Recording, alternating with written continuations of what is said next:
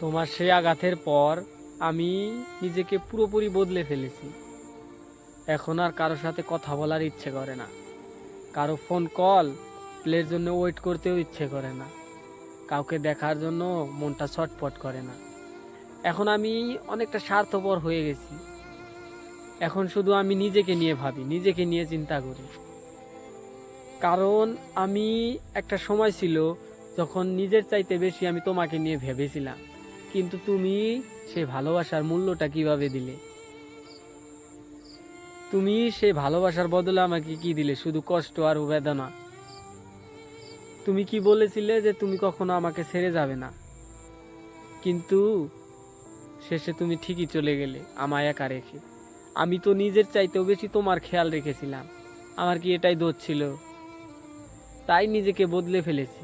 এখন আর ভালোবাসার প্রতি বিশ্বাসটা উঠে গেছে। এখন আর কাউকে ভালোবাসতেও ইচ্ছে হয় না, কারোর সাথে কথা বলতেও ইচ্ছে হয় না। এখন নিজের স্বার্থ ছাড়া অন্য কোনো কিছুই আমি বুঝতে পারি না।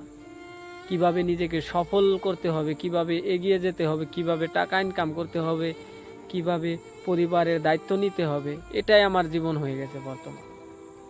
এখন কারো কথা বলা না বলা আমার কোনো কিছু যায় আসে না। কেউ আমার সাথে কথা বললেও যা, না বললেও তা। কেউ কল করলেও যা, না করলেও তা।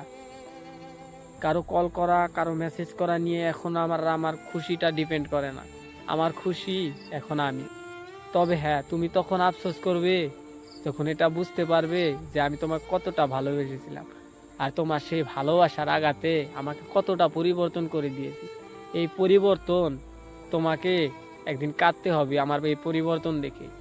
আর তুমিও মনে মনে ভাববে যে আমি এটা কি কত বড় ভুল করে ফেলেছি। এখন আর পুরনো বিষয় নিয়ে কথা বলে কি লাভ, যেটা তুমি সময় থাকতে বুঝোনি। কিন্তু আফসোস তো তুমি করবেই। এখন না করো, 2-1 দিন পরে করবে, কিন্তু আফসোস তুমি করবেই প্রিয়। আর তখন সময় থাকবে না।